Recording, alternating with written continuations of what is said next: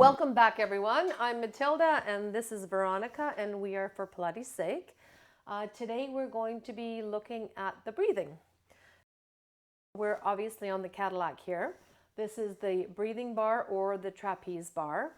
So I'm going to get Veronica to lay down. I'll kind of show you how we kind of set people up. We're going to start her from the upper. So what you want to do here, you're going to, I'm going to say, bring your head back to the end of the Cadillac, just because that's quite a distance that the bar is going to then have to travel. So the further away you are, the more spring tension that you're going to be pulling on. But if you need more spring tension because you have somebody who's a little bit stronger or a man or whatever, then just know that where your body lays on the Cadillac is going to make a difference in having the strength to be able to bring the bar down. Now, with the trapeze bar, we're going to bring it close enough so that her feet are going to go in the fuzzies of the trapeze bar in an external rotation with her toes kind of hooked and clasping the strap. I could leave it here, or I could bring it back a little bit more so that the straps are more vertical to the ground. And then you're just going to tighten that up a little bit. So from here, we're going to break it up into 3 sections. We're going to work on the pelvis, the shoulder girdle, and then we're going to bring it all together for the ultimate. But it's really nice to break it up. It really teaches people the different pieces. For the first one, we're going to just work on the hips first. But before you do, you're not going to ignore the shoulder girdle either. So even right from the get-go, she's going to notice and realize that there's a spring there that she can gently just snuggle down into her shoulder. She can actually even gently push against it to kind of help stabilize her shoulder girdle. So from here, though, she's going to stand through her feet. She's going to activate the back of her hips. She's going to inhale, and she's going to rise up into a plank. And then she's going to exhale, and she's going to basically just roll gently through her spine, bringing herself all the way back down again until she comes out. You don't want to stay in a tuck here, so you want to watch that when people come down, they drop all the way down to their tailbone so that they're not grabbing into, you want to watch that. Any tucker will live in that place. So for them to actually be able to roll out of a tuck where the lumbar is gently hovering off of the mat.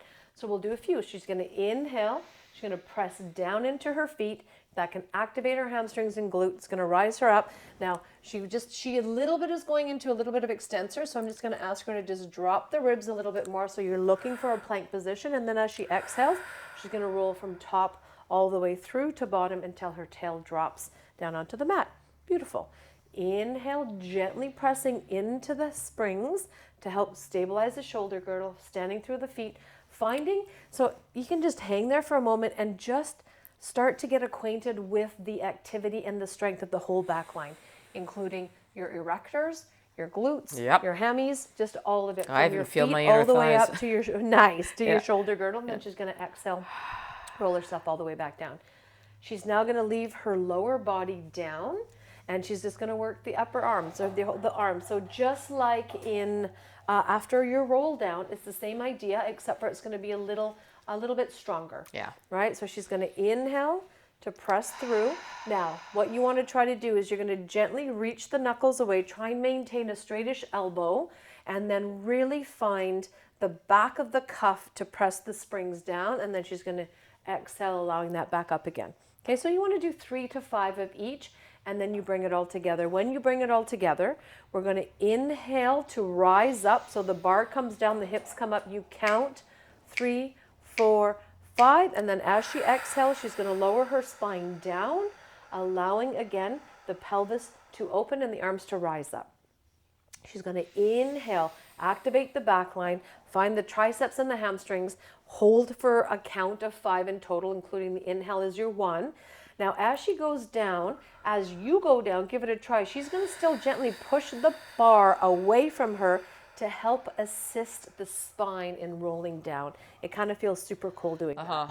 And we're going to go one more. So activate the back of the arms, find the back of the legs, rise up, exhale, so there's your inhale for a 5 count. And then she's going to exhale, gently pushing against the spring to help the spine roll down until you've lowered the pelvis and the tail is heavy, so your low back is suspended.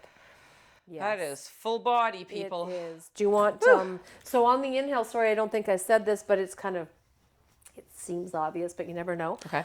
You inhale, you're trying to inhale for the full breath of 5. Right.